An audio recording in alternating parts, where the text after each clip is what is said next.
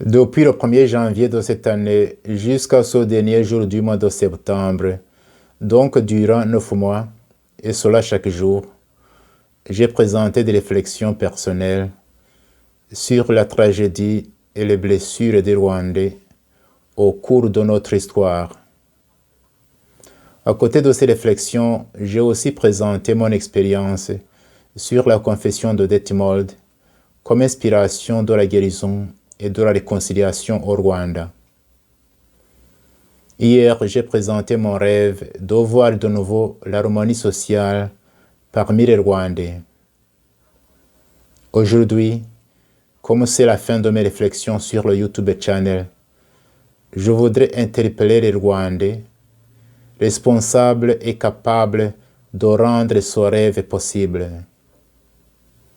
Il y a 3 ans, j'ai interpellé un éminent représentant de la politique rwandaise, M. Tito Rutaremara, et un éminent représentant de l'Église au Rwanda, le cardinal Antoine Kambanda, alors Monseigneur archevêque de Kigali. Je veux encore faire de même.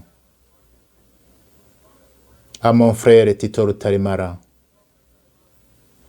après ma demande de rendez-vous, tu me recevais gentiment dans ton bureau, dans la Sainte du Parlement, le 10 décembre 2018. Je suis venu comme un mendiant de la paix et de la réconciliation entre les Rwandais. Après t'avoir raconté mon expérience avec la confession de Detmold de 1996, je te demandais si le gouvernement rwandais était prêt à m'aider pour organiser une rencontre entre les politiciens rwandais de l'extérieur et les représentants du gouvernement. À mon frère le cardinal Antoine Kambanda, après ma demande de rendez-vous, tu me recevais dans ton bureau de la conférence épiscopale à Kigali le 5 décembre 2018. Je suis venu comme un mendiant de la paix et de la réconciliation entre les Rwandais. Après t'avoir raconté mon expérience avec la confession de Detmold de 1996, je te demandais si les Rwandais et l'Église du Rwanda en particulier étaient prêtes à m'aider pour organiser une rencontre entre les Rwandais de l'extérieur et les Rwandais de l'intérieur. Parmi vous deux, sans devoir dire qui a dit quoi, certaines de vos phrases ont émergé de notre brève conversation. Première phrase. Nous avons assez d'initiatives de réconciliation ici au Rwanda. Il y a beaucoup de chances que votre initiative ne puisse pas réussir. Deuxième phrase. Ces opposants de l'extérieur ne savent pas la réalité du Rwanda. Ils voient toujours le verre à moitié vide au lieu de le voir à moitié rempli. Et s'ils veulent la guerre, nous sommes prêts. Troisième phrase. La réconciliation ici est en bonne marche. Nous sommes en train de former une nouvelle génération. Votre initiative peut augmenter les blessures au lieu de les guérir. Tu dois faire attention. Mes chers frères Tito Rutaremara et le cardinal Kambanda, je dois vous avouer que je suis rentré déçu et découragé. Après 3 ans de notre rencontre, ne voyez-vous pas encore que la rencontre de tous les Rwandais sans exclusion et sans tabou est nécessaire? Je dis sans tabou parce que je me souviens, lors de ce séjour au Rwanda, l'un des politiciens me disait ceci. Rencontrez-vous si vous voulez, pourvu que vous ne parliez pas de double génocide. Et pourtant, je pense qu'il est grand temps que tous les Rwandais puissent se rencontrer sans exclusion et se parler sans tabou. C'est la clé de la paix au Rwanda.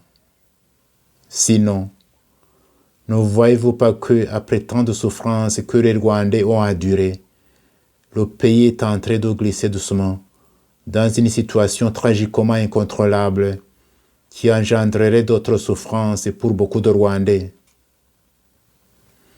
Nous tous les Rwandais, mais plus spécialement vous deux, nous avons reçu de Dieu la capacité et le devoir de ramener la paix au Rwanda. Croyant ou non, nous aurons tous un jour à nous tenir devant son trône pour rendre des comptes.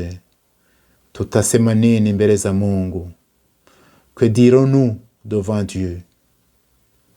Ce Dieu que nous connaissons mal, que nous aimons mal et que nous prêchons mal, mais que nous considérons tous comme notre Père qui est aux cieux.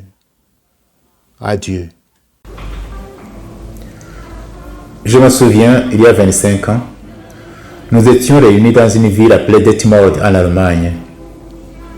Nous étions des Hutus, des Tutsis et des Européens qui avaient vécu au Rwanda et qui connaissaient bien le pays. Il y avait parmi nous des religieux, des pasteurs, des prêtres et des laïcs. Nous avions passé toute une semaine dans une communion de prière et de partage fraternel. Mais le soir du dernier jour de notre rencontre, nous avons vécu quelque chose d'extraordinaire. Les Tutsis qui étaient venus du Rwanda, quelques-uns étaient même nos amis, on se connaissait très bien, ils nous ont raconté leur calvaire pendant le génocide. Mais ils disaient tout cela dans un ton fraternel, sans haine ni rancune. Lorsqu'ils nous racontaient le mal qui a été fait à eux et à leur famille, les Hutus qui étaient là furent pris de pitié et de compassion. Les uns commencèrent à pleurer, d'autres s'agenouillèrent en disant ceci: vous les Tutsis ici présents, nous vous demandons franchement pardon pour ce mal extrême que les nôtres vous ont fait. Les Tutsis qui étaient là furent touchés par ce geste des Hutus. Les uns se levèrent pour les embrasser et les consoler en disant ceci: votre douleur compatissante et votre demande de pardon nous ont touché le cœur et nous nous sentons franchement soulagés. Mais d'autre part, nous aussi les Tutsis ici présents, nous devrions demander pardon aux Hutus. Oui, nous demandons pardon pour les peines et les souffrances que les nôtres ont fait subir aux Hutus tout au long de l'histoire de notre pays. Les Européens qui étaient là furent étonnés et ils disaient ceci: c'est la première fois que nous entendons des paroles pareilles parmi les Rwandais. Nous aussi, en tant qu'Européens, nous demandons pardon aux Rwandais parce que nous avons une responsabilité dans les malheurs qui ont frappé les Rwandais. Nous demandons pardon parce que nos pays ont complètement abandonné les Rwandais à leur sort pendant les périodes les plus difficiles de leur histoire. Et enfin, après tout cela, nous nous sommes assis et se fit le silence. Après quelques instants, quelqu'un se leva et rompit le silence en disant ceci: je suis sûr que ce qui vient de se passer ici, c'est un miracle qui vient de Dieu. Je pense, disait-il, que nous devrions mettre par écrit ce que nous venons de vivre ici et inviter les Rwandais, nos compatriotes, à écouter la souffrance de l'autre, à se tenir dans la brèche et à demander pardon. Nous avons composé cet écrit et nous l'avons appelé Confession de Detmold. Detmold, c'est cet endroit où nous étions réunis. Vous pouvez trouver cette confession traduite en plusieurs langues sur son site confessiondedetmold.com ou sur la chaîne YouTube Dr Fulgence Loaiza. Parmi les gens qui ont signé cette confession, quelques-uns sont morts. Mais je ne doutais pas que le Seigneur, notre Père commun, les a reçus dans son royaume éternel. À sa publication, c'est-à-dire à la fin de l'année 1996, cette confession a été différemment accueillie et appréciée. Tandis que beaucoup l'appréciaient fortement et disaient que c'était le seul chemin que les Rwandais devraient emprunter pour arriver à la vraie réconciliation, d'autres s'y opposaient carrément, et parmi ceux-ci on pouvait trouver quelques prêtres et pasteurs. J'ai même entendu qu'à la radio Rwanda, à ce moment-là, on aurait diffusé la confession des Hutus seulement et laissé de côté la confession des Tutsis. Mais moi je pense que cette confession peut être une grande source d'inspiration pour la vraie réconciliation des Rwandais, c'est-à-dire la réconciliation entre les Rwandais eux-mêmes, mais aussi la réconciliation entre les Rwandais et leur histoire. Et ainsi les aider à sortir de cette impasse d'accusations mutuelles devant les tragédies qui ont endeuillé les Rwandais. Je conseillerais aussi à ceux qui liront cette confession de ne pas s'attarder inutilement sur sa lettre, mais plutôt sur son esprit. Il y a 3 leçons que nous pouvons tirer de cette confession. La première leçon est celle-ci. N'aie pas peur d'écouter la souffrance de l'autre et de la laisser pénétrer ton cœur. Deuxième leçon. N'aie pas peur d'exprimer tes propres souffrances, tes peines, tes peurs, mais alors sans haine ni rancune. Troisième leçon.